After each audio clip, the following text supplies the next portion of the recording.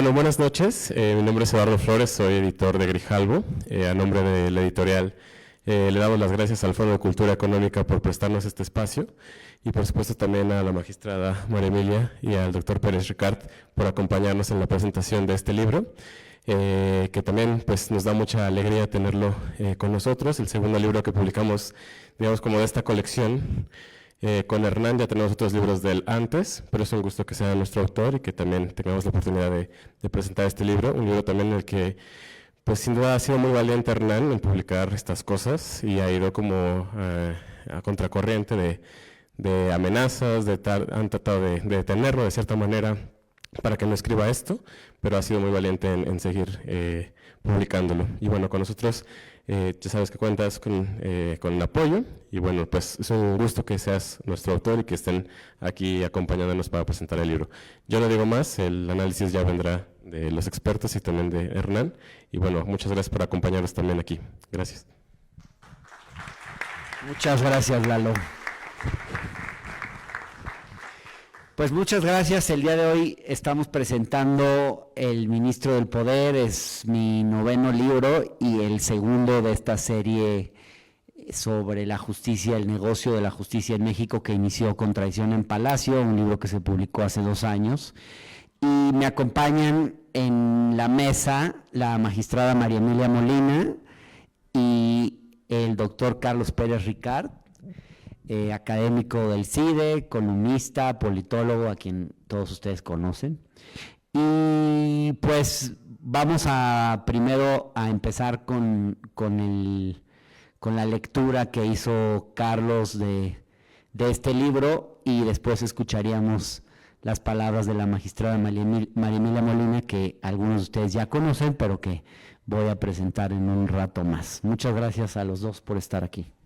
Carlos. ¿Cómo están? Muy buenas noches. Gracias, Hernán, magistrada. Un placer estar hoy con ustedes. Voy a leer un muy breve texto que preparé mientras fui leyendo el libro de Hernán, El Ministro del Poder, y que me da mucho gusto compartir de manera inédita contigo, Hernán, y también con ustedes. No sin obviar por lo demás que vamos a tener una segunda presentación del libro el próximo viernes en la librería Sándor Márai, en la Ciudad de México, a las 7 de la noche. Para quienes quieran volver a escuchar a Hernán, lo podrán hacer en Sándor Márai Librería el próximo viernes. Decir que El Ministro del Poder es un libro incómodo es quedarse corto. No busca agradar ni busca congraciarse. No se disfraza de neutralidad ni se pliega a los protocolos del análisis tibio. Irrumpe y descoloca. Hace lo que el poder en México detesta, lo obliga a dar explicaciones. Y no lo hace desde la estridencia, sino desde la investigación paciente, el documento cotejado, el testimonio directo. Y esa es justamente la fuerza del Ministro del Poder, que no grita, demuestra. Pero si estoy aquí, no solo es para hablar del contenido del libro, y habrá tiempo de referirme puntualmente a él. Estoy aquí ahora para hablar de quien lo escribió, y de por qué ese gesto resulta políticamente revelador, Hernán. Hernán Gómez Bruera ha sido durante años una voz reconocible dentro del espacio político y cultural que impulsó, y en buena medida sigue respaldando, el proyecto de la Cuarta Transformación. No viene de la vieja derecha, ni del liberalismo nostálgico, ni del PRI reciclado. Su crítica no es una forma de revancha, su crítica es una forma de responsabilidad. Por eso el Ministro del Poder duele más, porque se escribe desde la cercanía, pero no desde la autocomplacencia. Porque no se trata de verdad de una acusación externa, sino de una rendición de cuentas interna. Y eso, en entornos políticos donde se espera obediencia como sinónimo de lealtad, tiene un peso específico. Porque lo que Hernán hace en este texto no es simplemente desnudar a Arturo Saldívar Lelo de Larrea. Lo que hace es más complejo, y déjenme ponerlo en una sola frase. romper el pacto de silencio que ha protegido a los operadores del poder cuando ese poder se presenta como legítimo, popular y progresista. Rompe con la idea de que la crítica debe esperar a que los enemigos estén en el poder y rompe, sobre todo, con el hábito tan cómodo de callar para no darle armas al adversario. La famosa frasecita de no hacerle el juego a la derecha. Frasecita vulgar, frasecita cobarde que traiciona cada una de las luchas por la justicia y la igualdad en todas las partes del mundo y al mismo tiempo. Pues bien, Hernán eligió no callar, eligió publicar, eligió decir, y Hernán pagó el precio. Desde que decidió sacar este libro, y desde antes, cuando se publicó el libro que le antecede, Traición en Palacio, Hernán ha sido excluido de espacios que antes ocupaba en medios públicos y privados.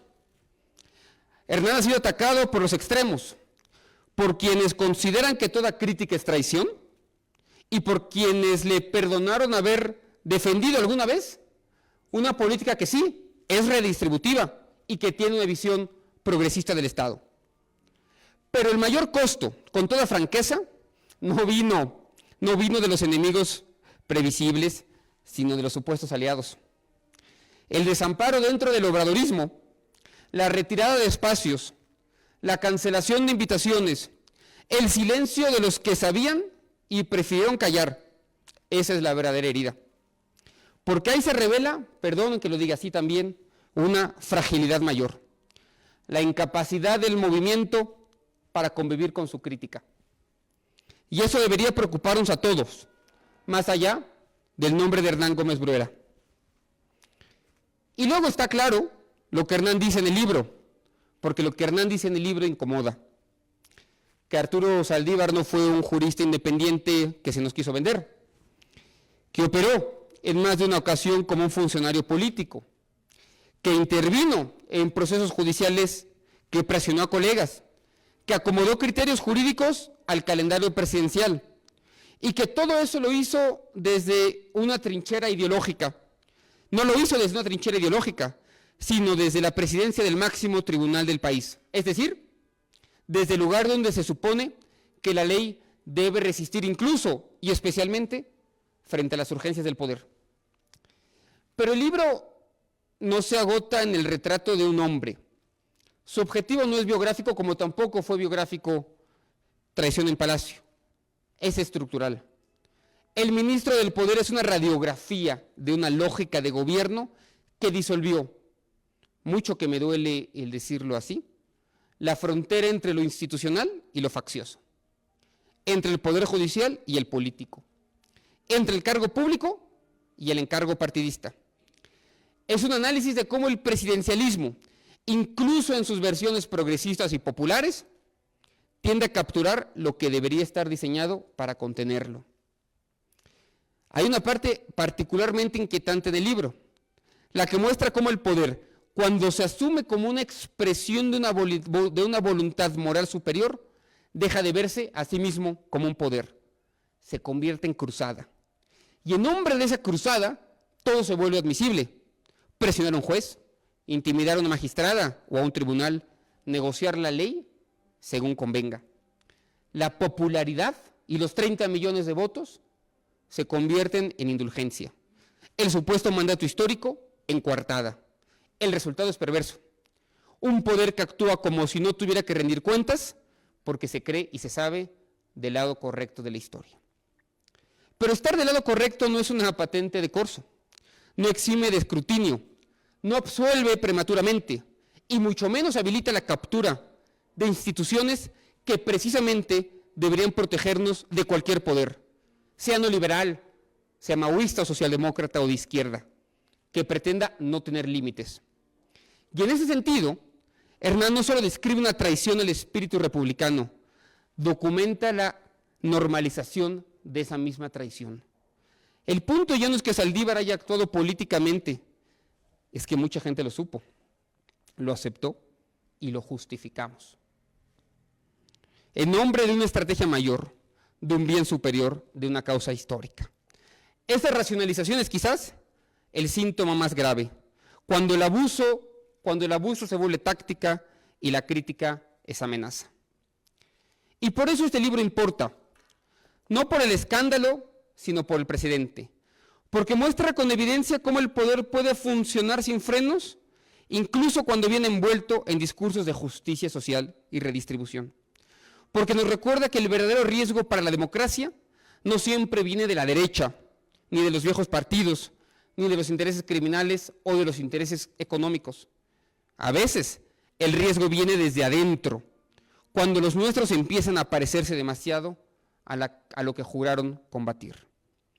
Hernán con este libro incomoda y hace bien en hacerlo, porque el silencio solo beneficia a quienes ya están ahí en el poder, porque los movimientos políticos no se fortalecen con alabanzas, sino con la autocrítica, y porque sin pluralismo interno, sin conflicto de ideas, sin voces que se atrevan a decir, así no, esto ya no está bien, así no se vale, la transformación se vuelve dogma, y el dogma se vuelve régimen. Lo fácil hubiera sido callar, lo cómodo, repetir consignas, lo rentable, sobre todo para Hernán, evitar conflictos, pero optó por la palabra que incomoda, por el dato que estorba, por la escritura que rompe la armonía aparente. Y por eso hay que reconocerle algo elemental a Hernán, el coraje de haber dicho lo que muchos sabían y nadie quiso decir en voz alta. Voy terminando. Yo no estoy aquí para defender al autor. El autor no lo necesita. Estoy aquí para afirmar, y por eso quería estar hoy aquí, para afirmar en esta primera presentación, que lo que ha hecho es útil, relevante y políticamente valioso para el movimiento de la Cuarta Transformación también. Porque esa transformación que no admite crítica está destinada a limitar lo que dice haber superado. Porque el poder, si no se deja mirar de frente, siempre termina repitiéndose a sí mismo. El ministro del Poder no es un libro contra el obradorismo. Yo no lo leo como un libro contra el obradorismo. Es un libro contra su posible degradación, contra su cierre identitario, contra la idea de que todo lo que se haga desde la causa es justificable por la misma causa. Es una defensa de lo más importante que un régimen democrático debe y puede cuidar: la posibilidad de disentir sin ser expulsado de nosotros. La posibilidad de disentir sin ser expulsado de nosotros. Gracias, Hernán, por no guardar silencio, y gracias a ustedes por estar dispuestos a escuchar lo que este libro nos obliga a pensar y nos obliga a reconocer.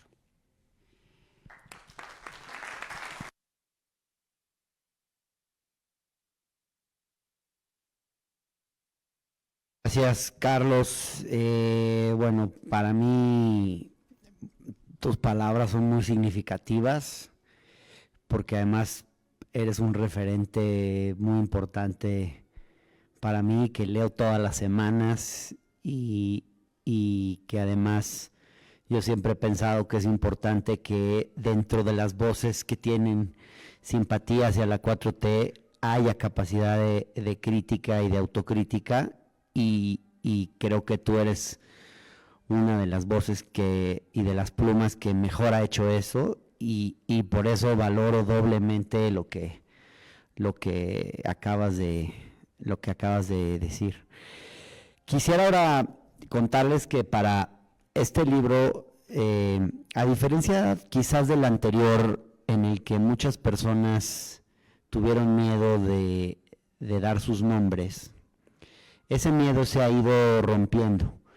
Yo presenté este libro, el libro anterior, Traición en Palacio, a mediados de 2023, ¿verdad? 2023.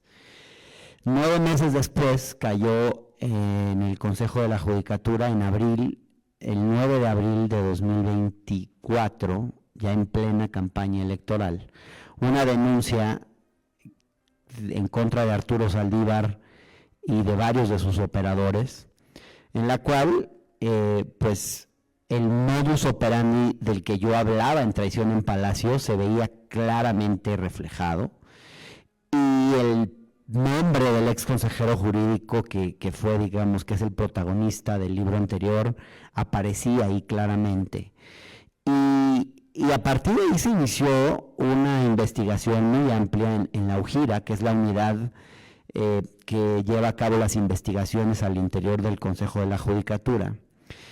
Y se hizo una investigación muy amplia, quizás la investigación más amplia que se haya hecho en la historia del Poder Judicial en México, de un caso de corrupción. Se le tomó declaración a cerca de 400 personas para esa investigación, pero en diciembre de 2024 se le dio carpetazo a esa investigación.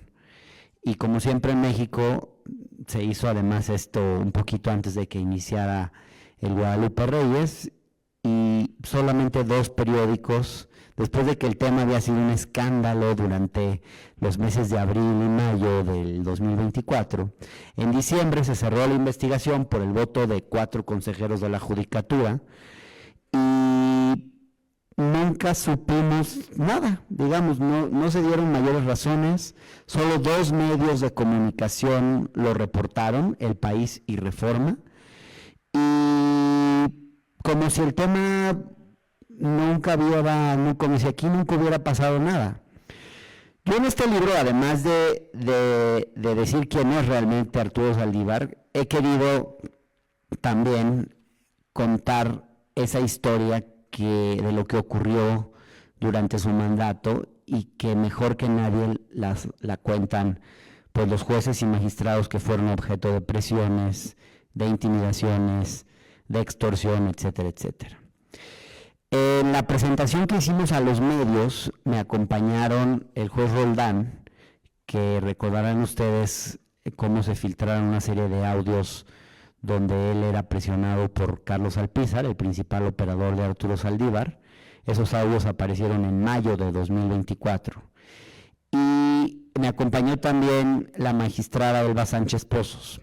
Los dos dieron fe de lo que está en este libro, pero para mí el testimonio quizás el más importante, el más fuerte, el que a mí personalmente más me conmovió desde el momento que lo escuché, es el de la magistrada María Emilia Molina, que le agradezco mucho que hoy esté aquí y le agradezco mucho su testimonio porque yo desde que conocí a María Emilia Molina me di cuenta de su valentía. Y en un país tan corrupto como el nuestro, donde la corrupción lo permea todo y donde los pactos para silenciar la corrupción son tan fuertes, no solo hace falta no ser corrupto, eso no es suficiente. Hay mucha gente que no es corrupta, hace falta valentía para resistirse a la corrupción y para combatirla. Y yo estoy seguro que María Emilia Molina, con quien probablemente tengamos algunas diferencias ideológicas, porque no es que estemos de acuerdo en todo, pero yo le reconozco esa integridad, esa honestidad y esa valentía. Y a mí el testimonio de ella me conmovió profundamente y le pedí que viniera porque quisiera que nos cuente cómo fue que ella en 3 ocasiones fue objeto de presiones e intimidación durante el periodo en el que Arturo Saldívar era presidente de la Suprema Corte de Justicia de la Nación y Carlos Alpizar era el secretario general de la presidencia del Consejo de la Judicatura. Entonces, pues sin más, le agradezco mucho y le cedo la palabra a la magistrada María Emilia Molina.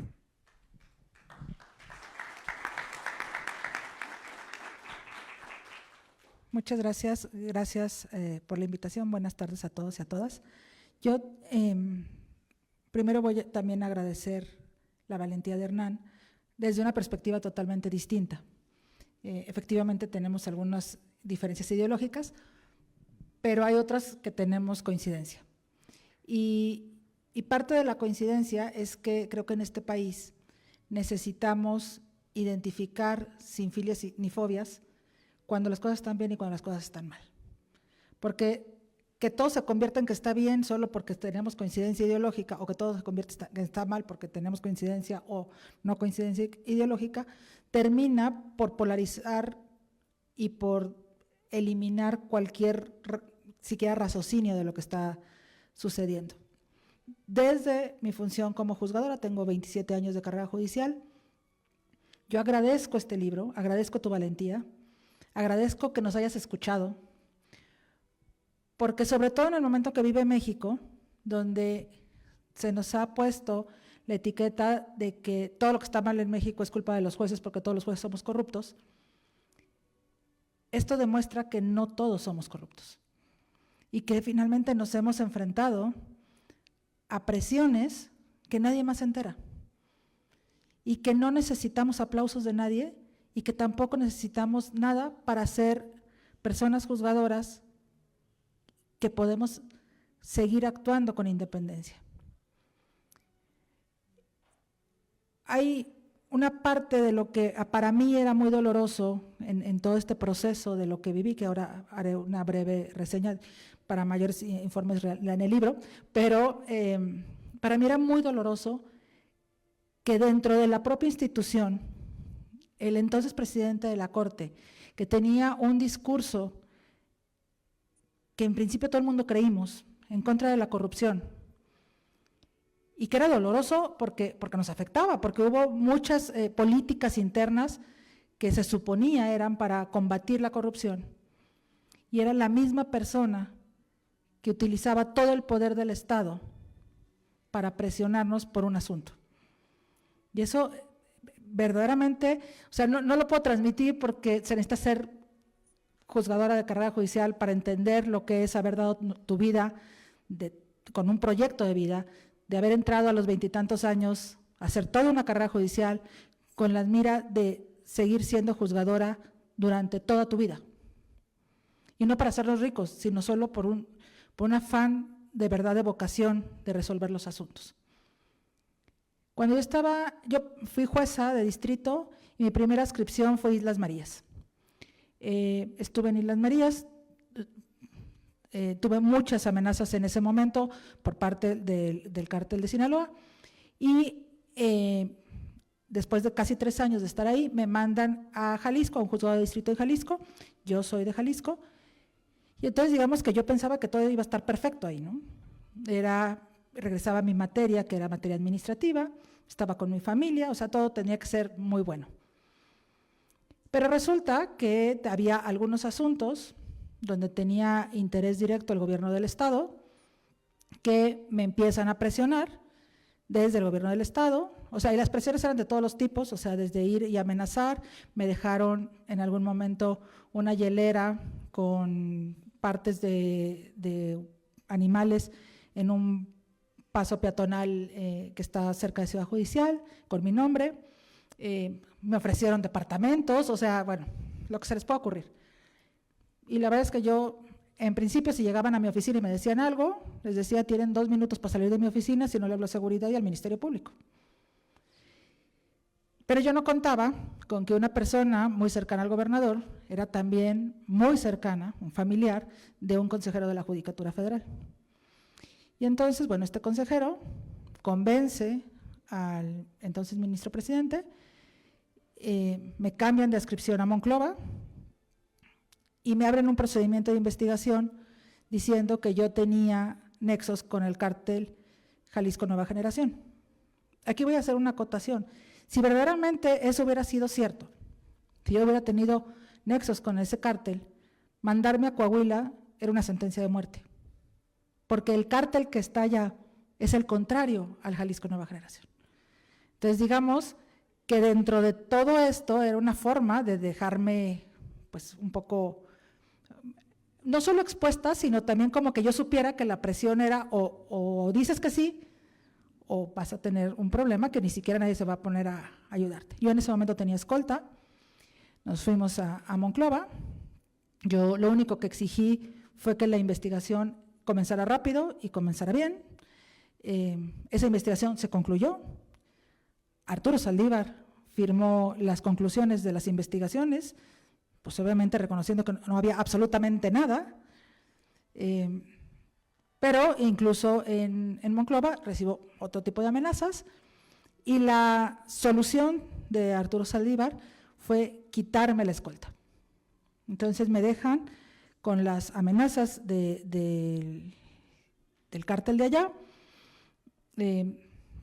Fue mucha presión, en ese momento incluso tuve después de 10 meses un problema cardíaco, me tuvieron que operar, pero a pesar de eso, bueno, la única forma que yo tenía de salir de ahí, porque no tenía mi familia conmigo, era concursar para magistrada. Concursé para magistrada en un examen que fue muy complejo, porque además yo estaba enferma, y bueno, me nombran magistrada, me hablan para decirme que era de los mejores promedios y que entonces podía yo decidir a qué lugar prefería que me adscribieran, excepto Jalisco.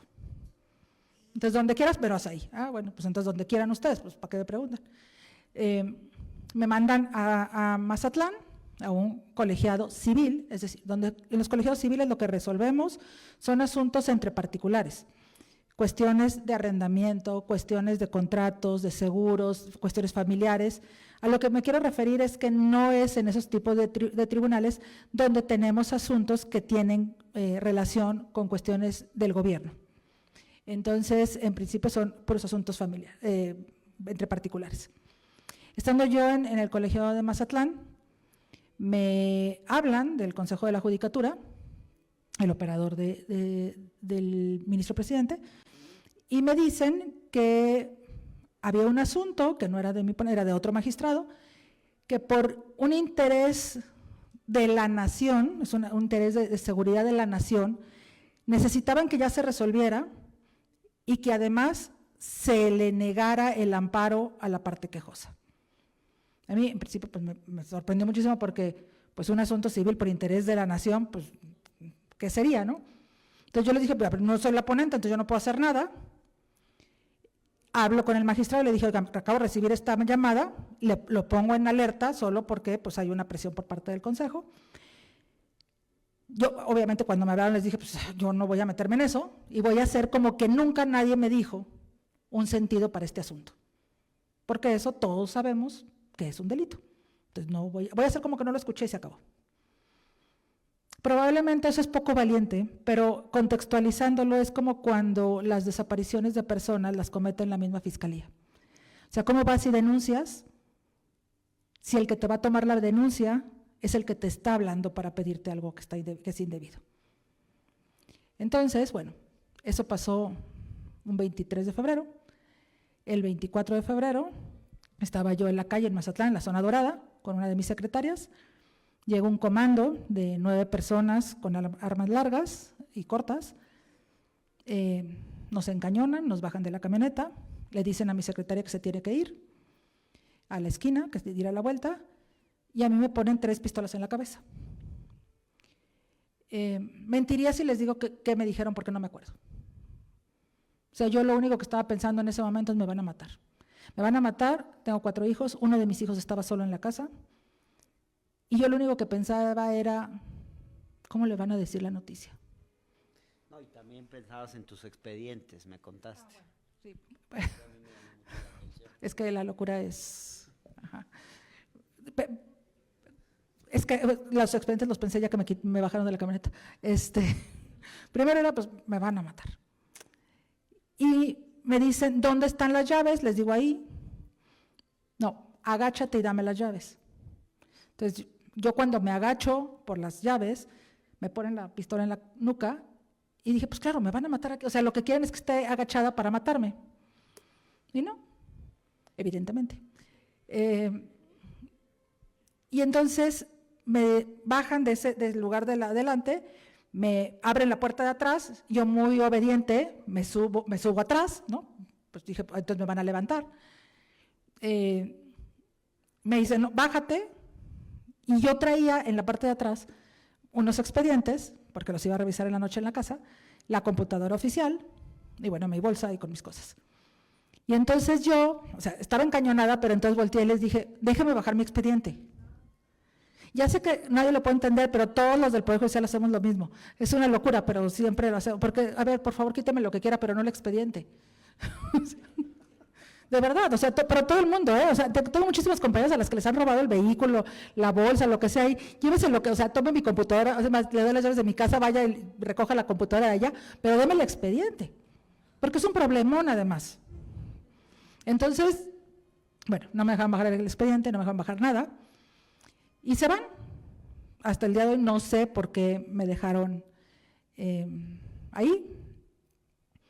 Después de que nos esperamos todavía un rato de que no fueran a regresar, llega mi secretaria, estaba una pareja afuera de uno de los hoteles de ahí, porque misteriosamente Mazatlán en esa zona estaba absolutamente vacío, como a las 10 de la noche. Y esa pareja estaba en una crisis nerviosa porque obviamente también pensaron que los iban a matar. Y en Mazatlán, bueno, yo creo que ya en todo el país, pero en Sinaloa en ese momento no pasaba nada si no sabía el cártel, pues. O sea, era imposible pensar en un comando de 9 personas que llegue a la zona dorada si no está involucrado el cártel, pues. Bueno, di vista al consejo porque se habían robado los expedientes y la computadora y demás. Y al día siguiente, en la mañana, me habla el coordinador de seguridad y me dice, pues ya sabe que si quiere seguridad, pues mire, tiene que mandar el oficio, luego tiene que mandar, o sea, 200, y usted ya sabe que esto es muy complicado. Entonces yo le recomendaría que no solicite escolta, pero bueno, como usted quiera. Le dije, no, gracias, yo no quiero volver a saber de esto, bye. 5 minutos después me regresa la llamada y me dice, el presidente de la Corte acaba de ordenar que se vaya la camioneta blindada y la escolta para Mazatlán, entonces hoy en la noche llegan. Yo dije, pues es que yo no pedí nada. No, es que ya se activó el protocolo de seguridad y ahí me cayó el 20. Porque el protocolo de seguridad lo que incluye es cambio de adscripción. Entonces, claro, me ponen la escolta, me mandan la camioneta, todo muy bien, y me ordenan que yo no me acerque a la fiscalía porque eso lo iba a ver directamente el Consejo de la Judicatura porque era un tema muy delicado. Y bueno, y entonces activan protocolo de seguridad y me cambian de adscripción. Y llego a Ciudad de México, también a civil. Solo como comentario, el asunto que me estaban pidiendo allá era un asunto de un arrendamiento, o sea, era la renta de un local comercial, o sea, no era nada extraordinario, no era de miles de millones, o sea, era un asunto de arrendamiento con algún ingrediente interesante de quién era el arrendatario, el arrendador, pero finalmente era un asunto de arrendamiento. Llego aquí, a los meses me vuelve a hablar la misma persona y me dice, magistrada, fíjese que hay un asunto así, que sabemos que van a resolver, que lo tienen listado, que parece que va negando, pero necesitamos por seguridad nacional que se conceda. Yo dije, ay no, bueno, la seguridad nacional, los arrendamientos, está muy raro esto. El asunto ni siquiera estaba listado, no era cierto que lo íbamos a resolver.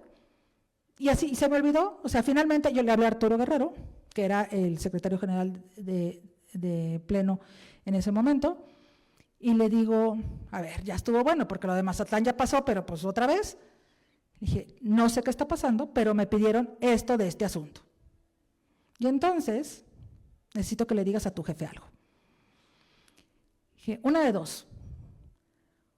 O su combate a la corrupción es real y está durmiendo con el enemigo, o es falso, y entonces dile de mi parte y de parte de todos mis compañeros, pues que vaya directo al rancho de Palenque y, perdón, me ha hecho mucho daño a mi familia.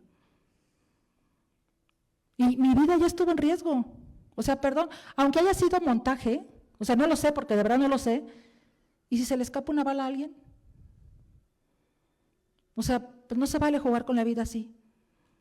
No se vale jugar con nuestras emociones, no se vale jugar con la tranquilidad de mi familia, no se vale. Entonces dile, por favor, que cualquiera de las dos cosas pues está muy mal esto y pues hay que investigarlo. Le pasé los datos, etcétera, y así quedó. Después, el día que sí íbamos a sesionar el asunto, nuestro secretario de Acuerdos nos dice, antes de empezar la sesión, que hubo varias llamadas donde le exigían que fuera a un determinado punto, porque le tenían que entregar unos papeles urgentes para dárnoslos a nosotros. Obviamente no fue nunca, pero bueno, era muy fácil. Imagínense que alguien Llega, te da un sobre que trae confeti, pero el señor le toma la foto justo cuando está recibiendo el sobre y somos funcionarios, ¿no? Y demostremos que adentro había confeti y no millones, porque además con eso de que todos los días vendemos las sentencias según dicen, entonces era muy fácil meter ese discurso ahí. El teléfono al que le estaban hablando era un teléfono personal, nadie más lo tenía, o sea, era muy raro, eran varias llamadas y entonces pues, había un tema complicado ahí. Cuando me dicen, yo me acuerdo de cuál es el asunto, le digo a mis compañeros dicen, porque yo cuando llegué la primera vez con Arturo le dije, pues mira, la primera vez que dije que no, me mandaron a Monclova, entonces seguramente pues vamos a abrir un nuevo tribunal en Revillagigedo o alguna cosa así, pero pues ni modo que me cambien. Y dijeron mis compañeros, pues tendrá que ser colegiado porque nos vamos los tres juntos, porque aquí no le entramos a eso. Bueno, el asunto no se pudo resolver ese día y en la tarde empiezan a llegar a marcarme otra vez la misma persona del consejo a mi celular. No contesto, le hablo a una de mis secretarias, va a mi casa, tomamos video de mi celular para que estuviera quién estaba marcando y el audio, certifica mi secretaria y pues me dicen, pues ¿qué pasó con el asunto? Le dije, pues ¿qué pasó? Está publicado en la página oficial del Consejo que se aplazó. Bueno, sí, pero ¿cuál será la razón? Entonces yo ya de verdad estaba muy molesta y le dije, ¿cuál es la razón? Pues la razón que viene en la ley, licenciado. No pudimos ponernos de acuerdo y el asunto se tiene que aplazar. Ah, bueno, entonces sí, entiendo. Me cuelga, le hablo a Arturo, vuelvo a ir con Arturo, y Arturo ya había confirmado que la llamada sí era por órdenes de la presidencia. Y era otro asunto de arrendamiento. En ese momento me dijeron que lo único que se podía lograr es que no me iban a volver a molestar, con tal de que me quedara callada. Ciertamente no me volvieron a pedir ningún asunto, llega la investigación. En la investigación me cita el consejo. Yo no, o sea, a mí me cita para que declare algo que me consta, pues obviamente tengo que declarar lo que me consta. Y fue muy complicado porque después de la declaración empezaron a presionarnos, a perseguirnos y a darnos información muy compleja. Había gente que nos seguía, o sea, de verdad muy complicado. Y no solo a mí, a todos mis compañeros, pues a los que dijimos que no. Y es profundamente doloroso que no obstante lo que pasamos ya, que pusimos de por medio nuestras vidas, después el discurso oficial sea que todos somos corruptos y todos nos vendimos, cuando quien está armando una reforma es precisamente el que estaba pidiendo los asuntos. Nosotros decíamos que no, y nos enfrentábamos al poder del Estado en ese momento de la judicatura. Yo me pregunto qué va a pasar si después del 1 de septiembre alguien se atreve a decir que no. Porque solo como dato, y con esto cierro, de los 4 que votaron para darle carpetazo, porque no es que le hayan dado carpetazo nada más porque sí, el operador que estaba en el consejo presentó un recurso en contra de la admisión de la queja, de la denuncia, perdón, y Carlos Alpizar presentó un recurso, lo resuelven en el pleno del consejo por mayoría de 4 contra 3, los 4 deciden que hay que revocar esa admisión y que entonces ya no se puede continuar con la investigación, pero lo interesante de todo esto es que de esos 4, 3 van a ser la mayoría del Tribunal de Disciplina. Y es verdaderamente doloroso. No solamente, o sea, no es que no tengamos miedo en su momento y de lo que pueda venir. Claro que hay miedo, pero es mayor la vocación de querer hacer nuestro trabajo, porque nuestro trabajo nunca fue para que nos aplaudieran o ser populares. No se trata de eso, no se puede. Pero quienes van a defender la no corrupción y lo impoluto del Poder Judicial son aquellos que por mayoría decidieron darle carpetazo a una investigación, yo creo que la investigación más importante de corrupción del Poder Judicial en los últimos años, si no es que en toda la vida del Consejo, y que bueno, ante eso, que ya sucedió, formalmente ya sucedió, este libro por lo menos permite dejar testimonio histórico, y por eso te lo vuelvo a agradecer, de lo que vivimos y de que durante mucho tiempo México tuvo personas juzgadoras que se enfrentaron al poder y que dijimos no. Y que mientras estemos en funciones seguiremos diciendo no a esto. Muchísimas gracias.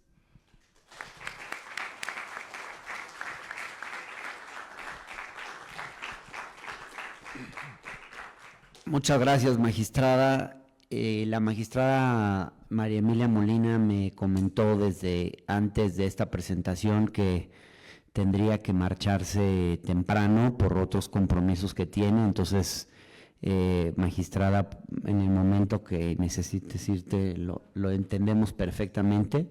Si nos acompañas un rato más, también lo agradecemos. Este testimonio que escuchamos es uno que, en mi opinión, captura mucho de lo que fue este esquema de prisiones a jueces y magistrados en México. Es una historia que a mí me impactó mucho, no es la única, pero sí es una de las más claras.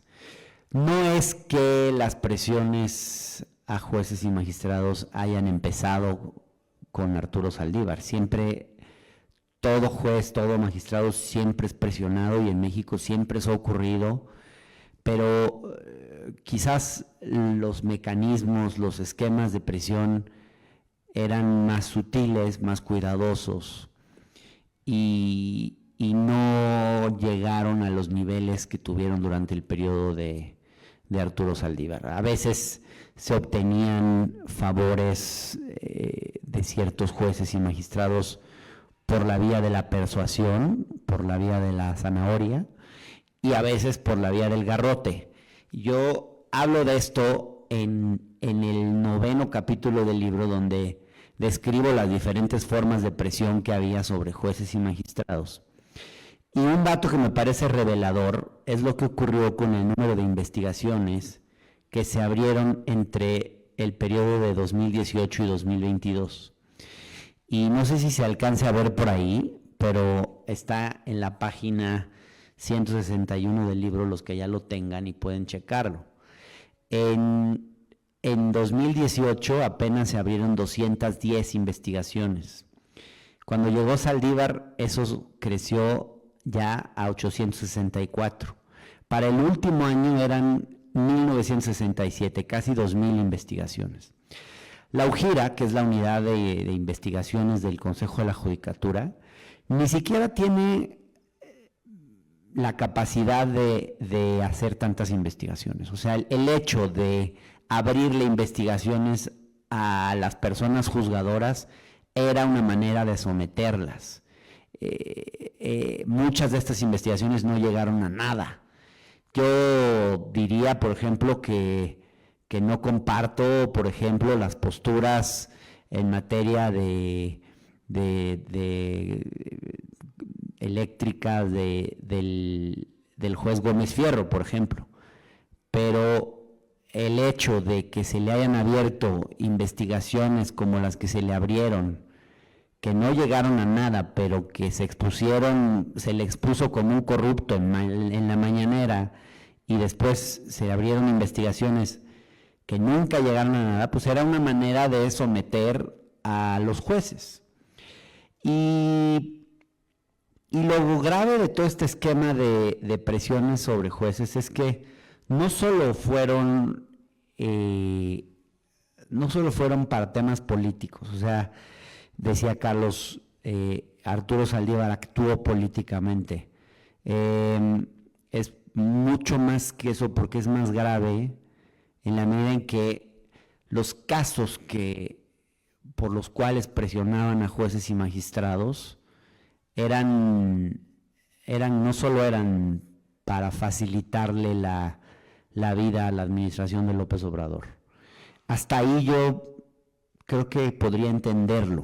O sea, en algunos casos, por ejemplo, Hay un capítulo en particular que se llama La lista de Alpizar, donde yo doy cuenta tuve acceso a una lista de 100 casos que eran, digamos, seguidos, monitoreados de forma muy estrecha por Carlos Alpizar y su equipo en el piso 14 del Consejo de la Judicatura. Eran cerca de 500 los casos que se monitoreaban muy de cerca. Pero lo que me llamó más la atención es, yo en el libro solamente hablo de 30 casos, elegí 30 casos, revisé expedientes judiciales para ver un poco de qué eran esos casos. Y los menos tenían que ver con prioridades gubernamentales. Por ejemplo, se monitoreaban casos que tenían que ver con el Tren Maya, con los terrenos del nuevo aeropuerto, que había litigios, por ejemplo, por los ejidatarios de alrededor, casos que tenían que ver, por ejemplo, con litigios que tenía el gobierno de la Ciudad de México con ciertos particulares. Por ejemplo, había demandas de amparo en contra de la construcción de un hospital, del Hospital General de Coajimalpa. Pues uno podría decir que ese era un objetivo que quizás justificaría, no digo que esté bien presionar a un juez, pero que quizás justificaría que desde el Consejo de la Judicatura se actúe en favor del interés nacional o del interés público o alguna cosa así. Pero el problema es que las presiones iban más allá y muchos tenían que ver con motivaciones políticas, donde lo que es claro es que se estaba buscando hacerle favor a algún político o se estaba buscando vengarse de algún político en particular o favorecer a algún político en particular. Entonces hay casos, por ejemplo, como el de la oficial mayor de Murillo Karam, hay casos como el de un funcionario de Luis María Aguilar, el expresidente de la Corte con el que Saldívar tenía un pleito personal desde que le ganó la presidencia de la Corte la primera vez que Arturo intentó ser el presidente. Hay casos como, por ejemplo, el de Maru Campos, a quien extrañamente lo que buscaban era facilitarle el camino para que pudiera ganar unos amparos y llegar a ser gobernadora, una persona que había estado en la nómina secreta de César Duarte en Chihuahua. Y ustedes se preguntarán por qué Arturo Saldívar estaba buscando ayudar a alguien de la oposición. Pues la respuesta se llama Julio Scherer y está en este libro. Y la respuesta, además de Julio Scherer, se llama Hugo Scherer, el primo del ex consejero, que era el estratega político de Maru Campos, y que en el paquete que le ofrecía, entre otras cosas, además de publicidad, medios, discurso, etcétera, también le ofrecía facilidades ante el sistema de justicia. Entonces, como no hay un Julio Scherer, sino un Arturo Saldívar, ese caso está aquí, en esas listas que yo encontré. Están muchos favores a las Fuerzas Armadas. Uno de esos es el que le pidieron a la magistrada Molina por una tienda departamental también. Casos bastante chiquitos, algunos de ellos, o sea, ni siquiera eran de mayor cuantía. Es probable que muchos de estos fueran incluso negocios que algunos de ellos ni siquiera tuvieran que ver con Scherer. Puede ser que el propio Carlos Alpizar tuviera sus propios asuntos por los cuales probablemente cobraba una módica suma para vender o conseguir sentencias en cierto sentido. Está el caso de Frida Martínez Zamora, la ex titular de la Secretaría General de la Policía Federal, una pariente muy cercana de Osorio Chong, cuyos votos Saldívar necesitaba para que se aprobara una reforma donde hoy sabemos lo que él siempre quiso fue postergar su mandato por 2 años. Una idea que surgió de él, pero que nos hizo creer a todos, bueno, a los que se lo creyeron, se lo quisieron creer, que no era idea suya, que había sido idea de los senadores y por qué él era tan necesario para implementar esa primera reforma, que por cierto después se le olvidó de esa reforma porque lo que pasó a defender una reforma que era completamente opuesta a aquella. Pero bueno, esa es otra historia. Pero lo que a mí más me inquietó es que de estas listas había una gran cantidad de negocios particulares, entre particulares, litigios entre privados que bajo ningún concepto se podrían justificar como razones de Estado, prioridades para el presidente López Obrador, ni mucho menos. Entonces, ¿qué es lo que vemos ahí? Que es algo que yo ya había apuntado en Traición en Palacio. Los cadeneros del Poder Judicial, y esto lo hemos visto muy claro, por ejemplo, en la Ciudad de México, en el Poder Judicial de la Ciudad de México, los que facilitan los favores al Ejecutivo para que el Ejecutivo no vea, digamos, trabadas sus obras de gobierno, sus programas más importantes, para no tener un poder judicial que le esté en contra. Esos personajes que le hacen esos favores al Ejecutivo cobran muy caros sus servicios, porque en el momento en el que tú, presidente de la Corte o presidente del Tribunal Superior de Justicia de la Ciudad de México, por cierto, uno de los poderes judiciales más corruptos del país, a pesar de ser la capital del país. En el momento en el que tú, presidente de la Corte, presidente del Tribunal, le vas a hacer todos esos favores al Ejecutivo, también vas a decir, pues yo también puedo usar esa misma maquinaria de presiones para hacer asuntos míos y tener mis propios negocios. Y ahí es donde la cosa se pone particularmente seria, porque la justicia se convierte en un negocio. Yo no sé cómo eso va a cambiar con la reforma judicial, porque creo que esto puede incluso empeorar, y ahorita les digo por qué, pero entre los negocios privados que yo encontré, había, por ejemplo, una disputa por terrenos de la familia Sada Salinas contra el gobierno federal en Nuevo León, por un pago de una expropiación de unos terrenos donde buscaban cobrar una suma exorbitante, y todo se hizo para que pudieran cobrar esa suma. Al final no se consumó. Hay disputas, por ejemplo, por un pleito conocido ya, que yo ya había mencionado en el libro anterior, entre el abogado Ulrich Richter y Google, por el cual se le ganó una sentencia por una cantidad exorbitante a Google por un tema de daño moral. Hay temas de bloqueo de cuentas. Está el tema que nos mencionó la magistrada Molina de este centro comercial en Culiacán, por el cual ella fue seriamente presionada. Y luego, algo que a mí me generó mucha preocupación, que es la cantidad de temas fiscales.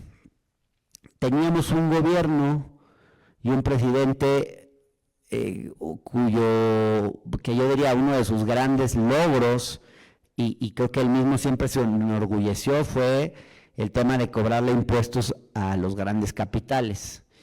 Pues teníamos un presidente en esa batalla y un conjunto de funcionarios comprometidos en esa causa, y por el otro lado teníamos a un Carlos Alpizar, pues presuntamente vendiendo favores a ciertos particulares para que no pagaran créditos fiscales o no pagaran los montos que debían pagar, y en algunos casos lograron hacerlo a favor de ellos. Está Comercializador Antel, está Lomas Country Club, un club de golf en el Estado de México, está un presunto prestanombres de Angélica Rivera, Ernesto Álvarez Murphy. Y por último también encontré varios favores a medios de comunicación. Uno de esos medios de comunicación, adivinen quién es, pues el Heraldo Media Group. El Heraldo Media Group es un medio de comunicación que a mí me demandó por 3 tweets en los que los cuestionaba, una mención en una entrevista y un párrafo en este libro. Realmente a mí nunca me ha interesado ese medio de comunicación. Bueno, me empezó a interesar cuando vi que se prestaban a una persecución judicial en mi contra, pero ya después encuentro en las listas que ese mismo medio que a mí me persigue judicialmente y que intenta que le pague 15 millones de pesos por daño moral, es uno de los beneficiados por Carlos Alpizar, por Arturo Saldívar y por este grupo, pues yo creo que mafioso no es excesivo decirle. Esta mafia enquistada en el Poder Judicial que maneja el negocio de la justicia en México. Entonces, yo lamento mucho que hoy no esté. Hay otro testimonio muy valioso en este libro, que es el de Arturo Guerrero Zazueta. A mí me hubiera gustado mucho que Arturo pudiera estar aquí. Arturo lamentablemente es un alto funcionario del Consejo de la Judicatura en este momento, y eso le impide estar presente, pero el testimonio de Arturo Guerrero, yo tuve acceso a su declaración y también a una carta que él escribió en febrero de 2022, mucho tiempo antes de que Norma Piña pensara en llegar a la presidencia de la Corte, mucho tiempo antes de que Arturo Saldívar saliera de su puesto y mucho tiempo antes de que se presentaran las denuncias que se presentaron en abril de 2024. Es una carta que le escribe un joven que empezó a trabajar con Arturo Saldívar casi que como pasante, y era de estos jovencitos minions que uno tiene y que piensas que siempre te van a ser fieles porque pues les has dado grandes oportunidades, y sin embargo, y obviamente Arturo Guerrero pues le tenía mucha admiración a Arturo Saldívar, pero esa admiración se fue perdiendo cuando él fue viendo adentro cómo estaban funcionando las cosas, y especialmente cuando él vio cómo operaba Carlos Alpizar, que era el gran hombre fuerte de Arturo Saldívar en el Consejo de la Judicatura, que es el que manejaba principalmente, no el único, pero el que manejaba todo este esquema de prisiones sobre las personas juzgadoras. Y Arturo Guerrero decide escribirle una carta, y yo reproduzco la carta de su puño y letra. Es una carta de 8 páginas donde da cuenta de forma muy precisa de todo lo que estaba haciendo Carlos Alpizar, de cómo estaba presionando jueces, habla de presuntos casos de corrupción, habla de casos de acoso sexual cometidos por Carlos Alpizar, que además están después en la denuncia anónima. Yo mismo pude también tomar, digamos, testimonio de estos casos, y le entrega esa carta a Arturo Saldívar con la esperanza de que va a hacer algo al respecto. Pues le entrega la carta y pues no pasa absolutamente nada. De hecho, después de entregarle esa carta, Arturo Saldívar cita a Guerrero Zazueta en su oficina, pero por alguna extraña razón, o quizás no tan extraña, antes de citar a Arturo Guerrero, cita a Carlos Alpizar, y cuentan que Carlos Alpizar sale feliz de la oficina del presidente de la Corte, con cara de que no había ningún problema, y de que había sido exonerado. Y sí, en efecto, Arturo Guerrero habla con Saldívar, tienen una plática larga. Arturo Saldívar le dice que él es un ingenuo, que no entiende que hay temas de Estado, que así opera la Corte, y finalmente, pues bueno, Arturo Guerrero se da cuenta de que no va a cambiar absolutamente nada, y de hecho en los siguientes meses Arturo Saldívar fortalece aún más a Carlos Alpizar, le da todavía más fuerza, más poder. Entonces, Arturo Saldívar no puede decir que no sabía de todo lo que estaba haciendo Carlos Alpizar, no hay manera de que no supiera. Esa carta está fechada y además está impreso en el libro los metadatos del día en que fue escaneada, o sea, no hay manera de decir que esa carta fue hecha después para perjudicar a Arturo Saldívar, porque seguramente Arturo Saldívar va a decir que todo es un complot de Norma Piña, o sea, no ha salido a hablar del libro, pero ya lo podemos escuchar, ¿no? Siempre es muy fácil culpar de todo a Norma Piña, la villana favorita del momento, y aunque a mí no sea mi personaje favorito, pues creo que es injusto endilgarle cosas que no tienen que ver con ella. Seguramente el argumento y anticipándome ese argumento, yo sabía de la existencia de esa carta y le insistí mucho a Arturo Guerrero que pudiéramos publicar en el libro esa carta, porque es la evidencia clara de que Arturo Saldívar supo de esto mucho tiempo antes de que se denunciara y tiempo antes de que Norma Piña se supiera siquiera que iba a ser presidenta de la Corte. Entonces, pues yo creo que Arturo Saldívar tiene muchas cosas que explicar, igual que Julio Scherer tiene muchas cosas que explicar. Lamentablemente, Julio decidió que en vez de dar explicaciones iba a presentar demandas, entonces primero promovió una demanda civil en mi contra, luego promovió una denuncia penal. Bueno, no se dice denuncia penal, ¿verdad? Se dice denuncia, porque todas las denuncias son penales, ¿verdad? Pero una denuncia en la cual pues intentaron retirar este libro de las librerías, que se prohibiera su venta. Además me amenazaron con un delito que es que amerita prisión preventiva, lo cual era una manera de amenazarme con una posible encarcelación. Todo esto en pleno año 2024.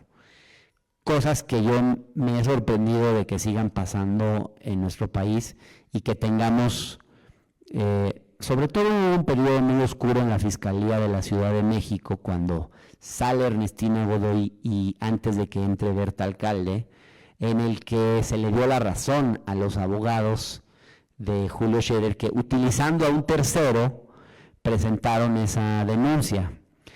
Hoy me entero porque ahora Julio Scherer presenta ya una demanda, 2 años a un mes de que expire el plazo para presentar una demanda por daño moral en contra de este libro, presenta una demanda en la que los abogados son los mismos de la denuncia anterior, o sea, ni siquiera tuvo el cuidado de que fueran otros abogados. Entonces queda claro que Julio Scherer Ibarra desde el principio fue el que orquestó este acoso judicial en mi contra y en contra del editorial de Random House Mondadori. Por cierto, la editorial que siempre publicó los libros de Don Julio, o alguna otra editorial hubo, según yo siempre tuvo Don Julio, esta fue su casa editorial, la casa editorial de Don Julio Scherer García. Y digo, esto vale la pena recordarlo porque creo que su padre hubiera estado muy avergonzado, no solo de las cosas que ha hecho su hijo, sino además de cómo ve la relación con los periodistas. Alguna vez se le salió en una entrevista con Carmen Aristegui decir que a los periodistas había que ponerles un bozal. Fue un lapsus, pero creo que un lapsus que claramente hoy estamos viendo cómo se está materializando en esta demanda, donde no tiene más que 2, o sea, tú para demandar a alguien por daño moral y que tengas, digamos, que el caso pueda proceder, necesitas acreditar que hubo malicia efectiva. O sea, que tú, a sabiendas de que algo era mentira, lo dijiste con el propósito de perjudicar. Y eso lo tienes que acreditar. Es muy difícil acreditar, esos juicios casi nunca se ganan, salvo en lugares como Campeche o así, pero bueno. Y mi solidaridad con el periodista, por cierto. Pero, insisto, esos casos nunca se ganan, pero además es ridícula la demanda de Julio Scherer, porque en un libro de 295 páginas, lo único que pudo acreditar como errores son 2 cositas completamente menores, como si él era el 5º hijo y no el primero, como dije yo, o si él era o no el presidente del Consejo de Administración de Proceso, cuando yo dije eso y en realidad él solo era integrante del Consejo, pero no el presidente. O sea, y eso para él acredita malicia efectiva. Digamos, es completamente absurdo, pero no es del todo absurdo porque es una estrategia donde él está haciendo esto en el Poder Judicial de la Ciudad de México porque sabe que ahí tiene amigos, porque sabe que tiene una relación de complicidad con el actual presidente, que es Rafael Guerra Álvarez, y porque además, fíjense ustedes, bueno, Rafael Guerra Álvarez aparece mencionado en el libro, en 7 o 10 ocasiones, en casos muy concretos, y a mí me llama mucho la atención que además en los 2 casos han sido jueces por Ministerio de Ley los que han llevado mis casos. Los jueces que él pone y que él quita fácilmente, o sea, no son jueces titulares que hayan concursado, ni mucho menos. Perdón, bueno, ya también los quitan fácilmente, pero bueno, digamos que estos en particular pues son jueces de consigna, sí, ya vamos a acabar, son jueces de consigna donde en un caso pues ya tendrían que haber dictado sentencia y no han dictado, porque pues no dictar sentencia también es una manera de tenerte en la incertidumbre y poderte presionar y poderte silenciar.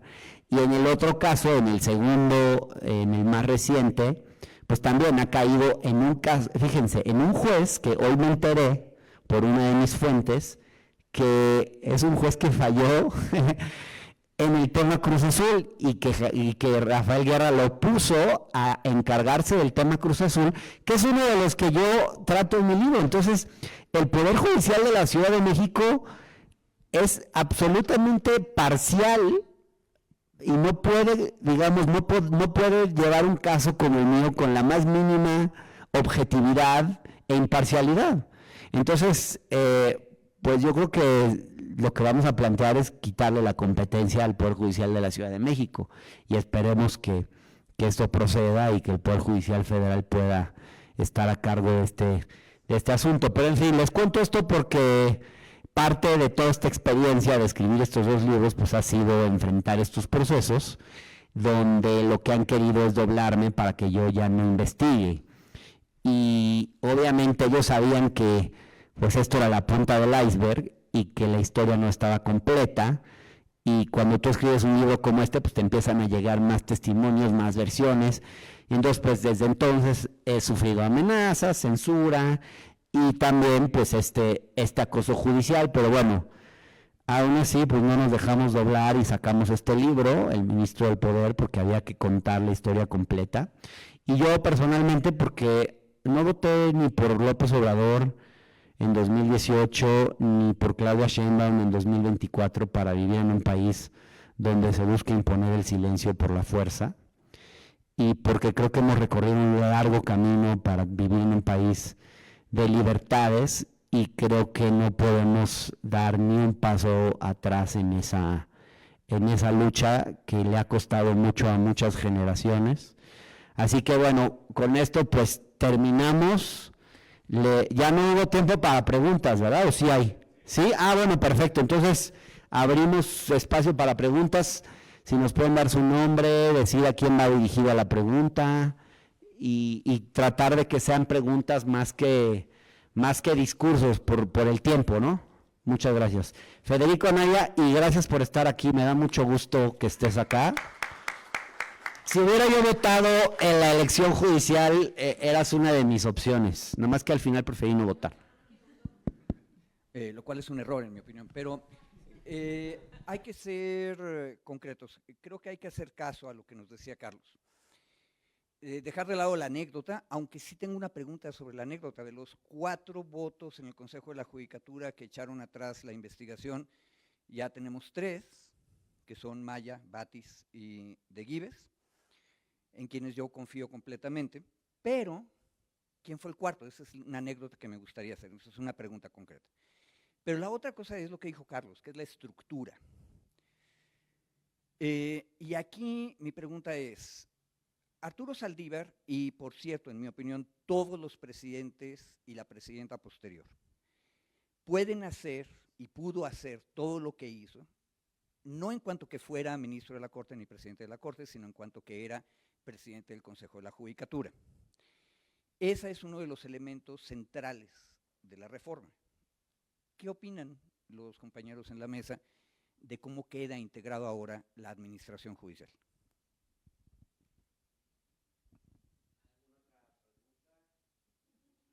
Gerardo. No sean tímidos ni tímidas. Por favor, aquí adelante en segunda fila.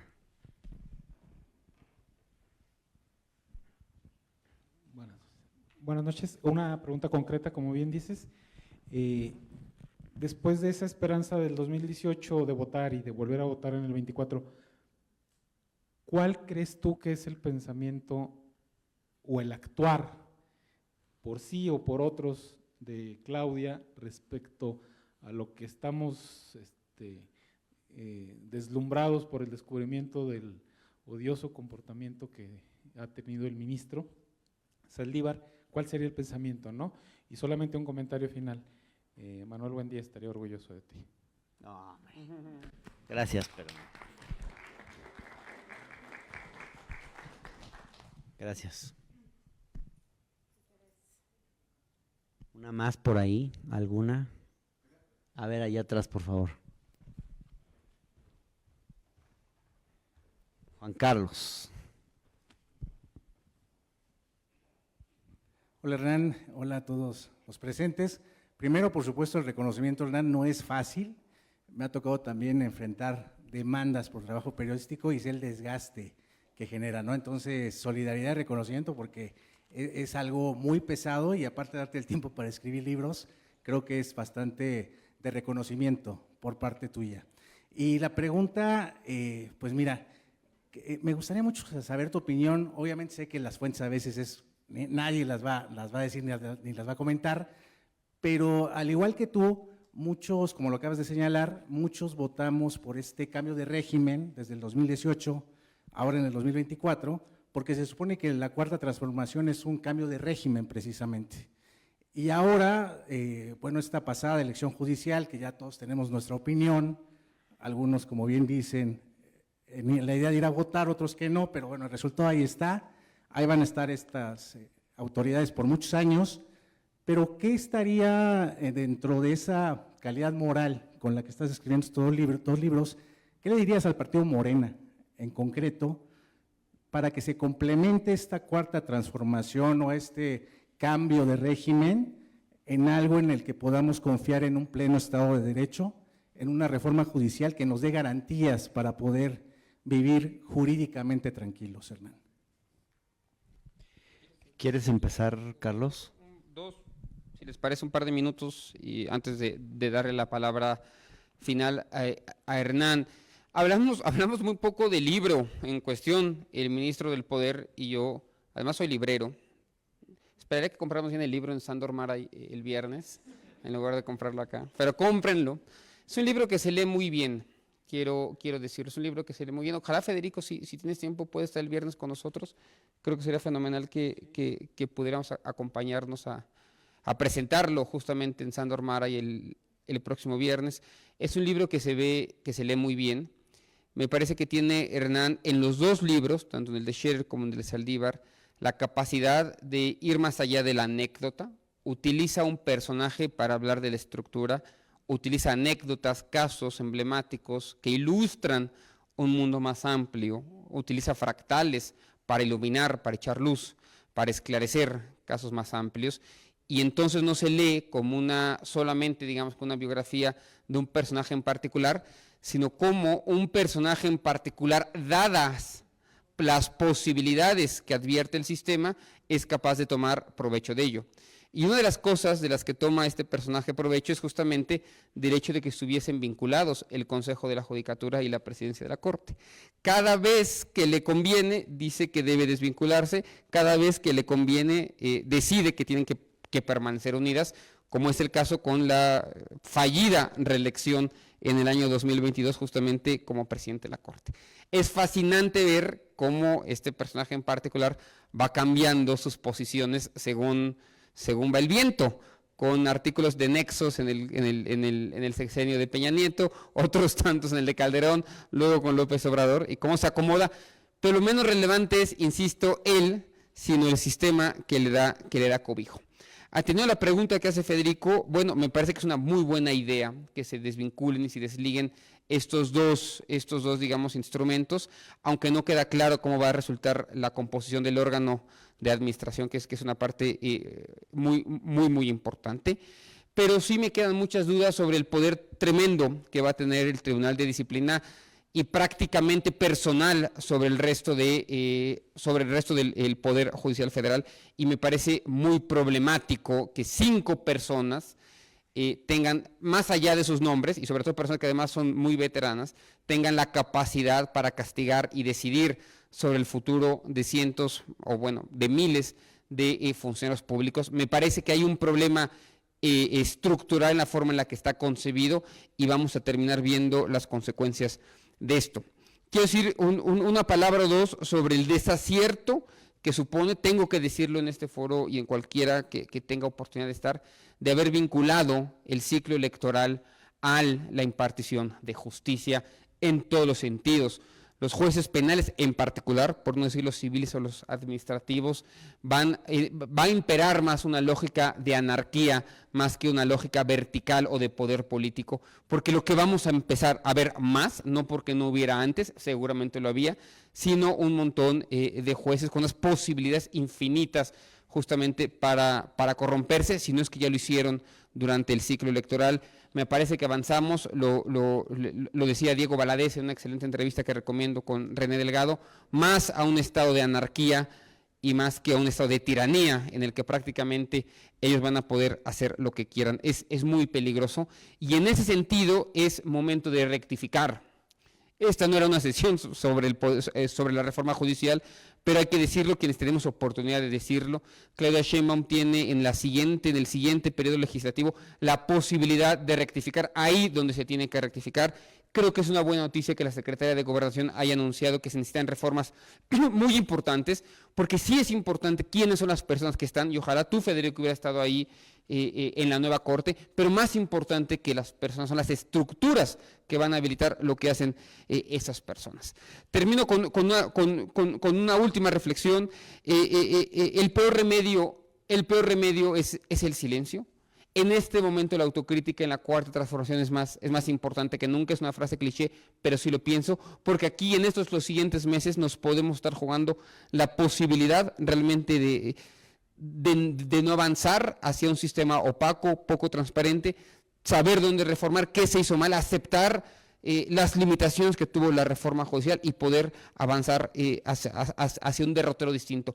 Es muy grave que no solamente los que votamos por Andrés Manuel en el 18, sino en el 12, en el 6, y los que seguimos apoyando este proyecto, nos hagamos mutis frente a casos como el que está sufriendo el compañero Hernán, porque no solamente fueron los mafiosos, y no son los mafiosos los que terminaron por demandarlo, sino que son los compañeros, los camaradas, quienes decidieron quitarle espacios, decidieron silenciar a Hernán y decidieron además pintarlo como si fuera una caricatura, que por supuesto no es, y para eso están los 2 libros, El Ministro del Poder y Traición en Palacio, que dan cuenta de que estamos ante un periodista serio, a un intelectual de primer orden, y que me parece que con estos 2 libros reivindica a muchos que en su momento guardamos silencio ante cosas muy graves que estaban pasando durante el régimen de la Cuarta Transformación, y espero y estoy seguro que en el corto, pero sobre todo en el mediano y en el largo plazo, estos libros reivindicarán no solamente tu figura, sino la crítica interna en estos duros momentos para el proyecto del obradorismo.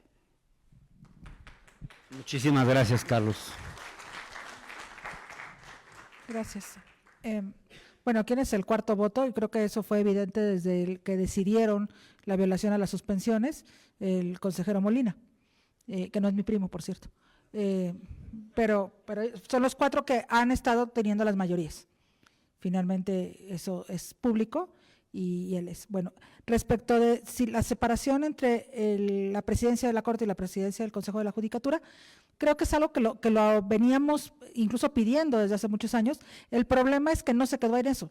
En realidad no sirve de nada la forma de separación dentro del nuevo diseño del Poder Judicial, porque ahora quien tenga la presidencia del órgano de administración y el que tenga la presidencia de la Suprema Corte no será quien tenga el poder completo respecto de lo que es en realidad el Poder Judicial, porque el Poder Judicial cuando se habla de él pareciera que solamente se limita a la Suprema Corte, y en realidad es quien menos tiene un acercamiento con la sociedad en general, con los justiciables, porque eso recae en los más de 890 órganos jurisdiccionales del Poder Judicial Federal, que ven los juicios de amparo y que finalmente son las primeras relaciones y las protecciones inmediatas para las personas privadas frente al poder del Estado.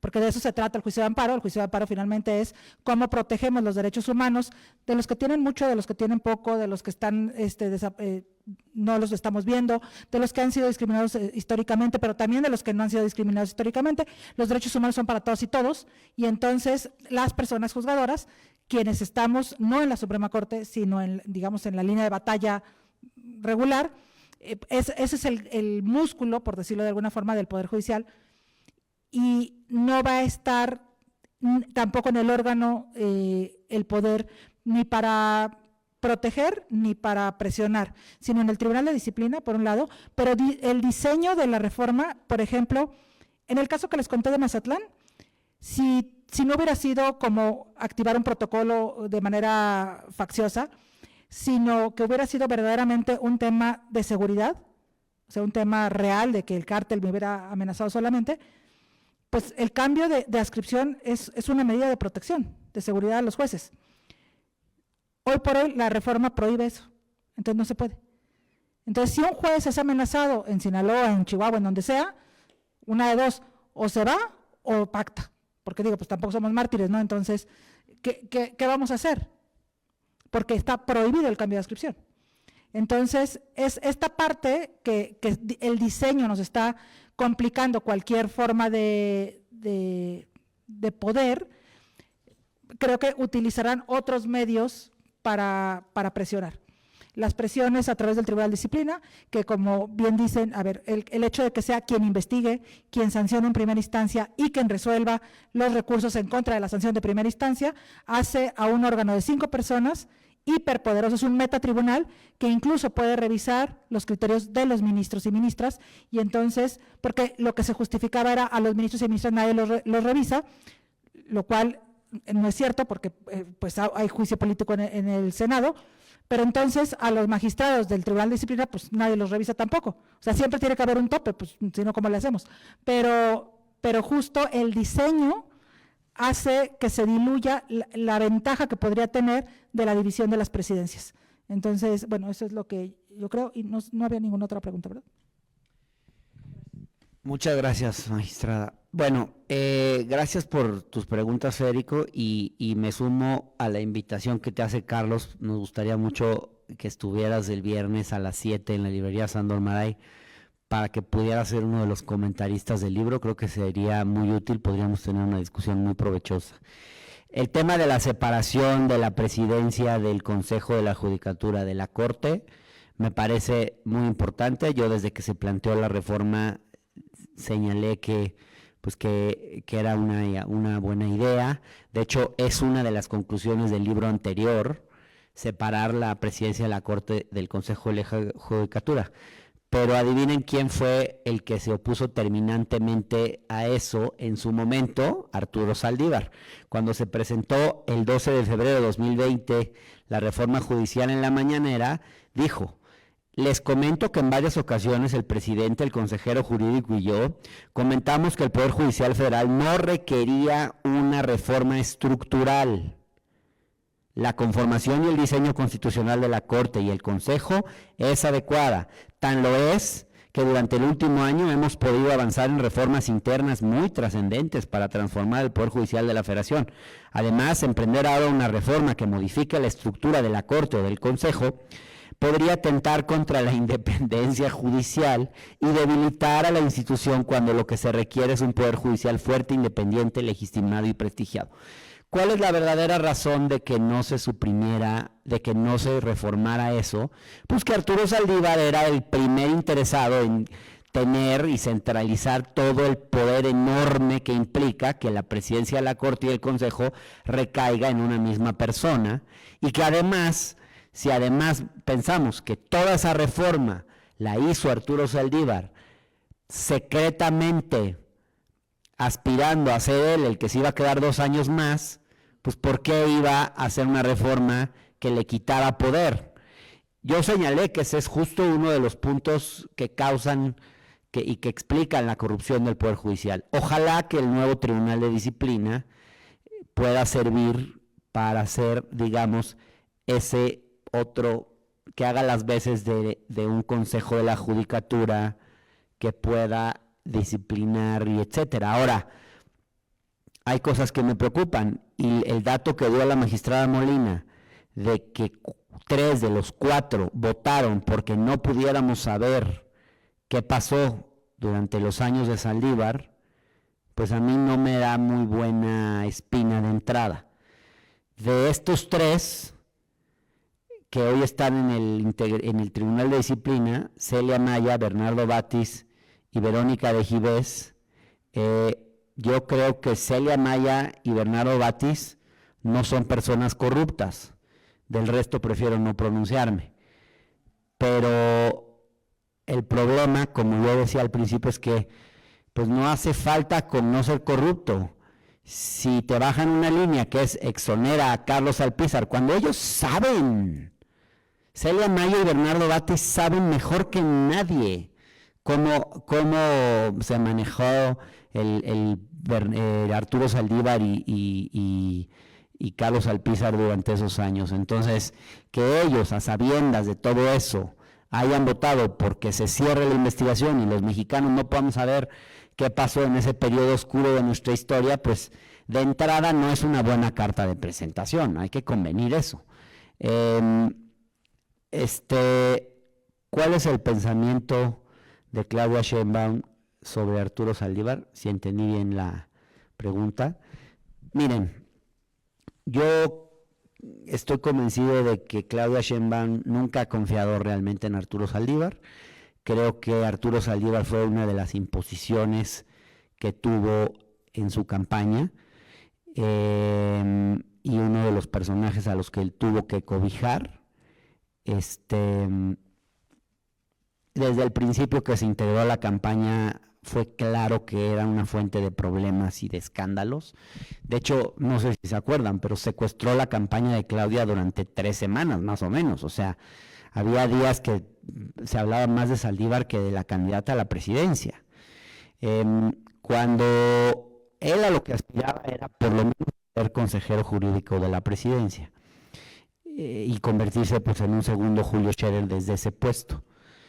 Claudia prefirió a una persona como Ernestina, que es una mujer honesta, de lucha, comprometida con las causas de la izquierda. No sé si la abogada más capacitada de México, pero prefirió privilegiar la honestidad que la experiencia. Quizás Saldívar hubiera tenido más experiencia, pero obviamente no confía en él. Y durante el proceso de elección fue muy claro que Claudia Sheinbaum no le tiene confianza a Arturo Saldívar. El último capítulo del libro habla de eso. Ustedes recordarán que se conformó un comité de selección donde estaba Arturo Saldívar y ahí había 2 magistradas que prácticamente hacían todo lo que dijera Arturo Saldívar y 2 personas que Claudia Sheinbaum claramente puso como contrapesos. Bueno, pues en el comité Arturo Saldívar intentó meter a muchas personas de muy dudosa reputación, por lo menos a 30 perfiles, y decía en las reuniones del comité, planteaba que eran instrucciones de la presidenta. Bueno, gracias a una persona valiente dentro del comité, esta información finalmente fue conocida por Claudia Sheinbaum, por la presidenta de la República, y la presidenta de la República decidió bajar a cerca de 30 nombres que había pretendido imponer Arturo Saldívar abusando de su confianza. Por supuesto que la presidenta hoy sabe muy bien quién es Arturo Saldívar y sabe muy bien que es alguien que piensa en sus intereses antes que los del país y que los de la Cuarta Transformación, y que es un hombre de poder y que es el ministro del poder y que esa es su agenda, el poder y sus propios intereses. Entonces, bueno, no solo es ese dato, no solo bajó a esos 30, sino que además había cerca de otros 20 candidatos, 5, pretendía imponer a 5 en la Suprema Corte de Justicia de la Nación, no llegó ni uno al Tribunal de Disciplina, no llegó ni uno a ser magistrado ni juez. Y sabemos que esa elección se decidió en Palacio Nacional, digo, no es ninguna novedad, se palomearon ahí los nombres, ¿quién queremos que sea nuestro contrapeso, entre comillas? Y decidieron que ninguno de Arturo Saldívar iba a estar ahí. Eso no es casual. Entonces, a mí eso me da esperanza de que, aunque yo no comparta mucho de esta reforma judicial, de hecho creo que ha sido hasta ahora el mayor error de la Cuarta Transformación, también creo que el objetivo de acabar con la corrupción es genuino por parte de la Presidenta de la República, y el hecho de que Arturo Saldívar no esté ocupando un lugar central en la implementación de esa reforma y en haber puesto a su gente y etcétera, es algo que a mí me parece dentro de todo, me parece positivo, y esperemos que ese compromiso pues sea genuino. Y por último, Juan Carlos, me preguntabas del cambio de régimen y de qué reforma judicial necesitamos. Pues bueno, yo pienso que, y como dijo la magistrada Molina, hay una idea de que todos los jueces en México son corruptos. Yo no creo que todos los jueces sean corruptos. Yo creo que, y por lo menos lo que yo vi en Traición en Palacio, es que los que manejan el negocio de la justicia en México ni siquiera necesitan que todos los jueces sean corruptos. Necesitan saber quiénes son esos jueces corruptos con los que pueden tener buen trato. Y entonces dirigirle los casos, entonces manipular el sistema de turnos, que en teoría es aleatorio, que en teoría es por un algoritmo y lo decide una computadora, pero sabemos que no es, porque a mí me pusieron 2 jueces que son de consigna de Rafael Guerra y a Julio Scherer y a sus despachos de abogados, y eso está claramente demostrado en el libro anterior. Le pusieron siempre a los jueces que siempre sistemáticamente los casos que le interesaban a esa red caían en los mismos juzgados, en los mismos tribunales. Entonces, por ejemplo, yo creo que habría que hacer una reforma para que el sistema de turnos sea a prueba de balas, que tengamos y que no haya manera de manipularlo, que pueda ser certificado y que realmente podamos confiar en que los casos se están turnando de forma aleatoria y no. Pero bueno, pienso que habrá que discutir muchísimas cosas. En mi opinión, sigue faltando una verdadera reforma al Poder Judicial, elegir a los jueces por voto popular, que es el principal elemento de esta reforma, y la creación del Tribunal de Disciplina, creo que apenas son una parte. En mi opinión, eso no va a acabar con la corrupción en el Poder Judicial.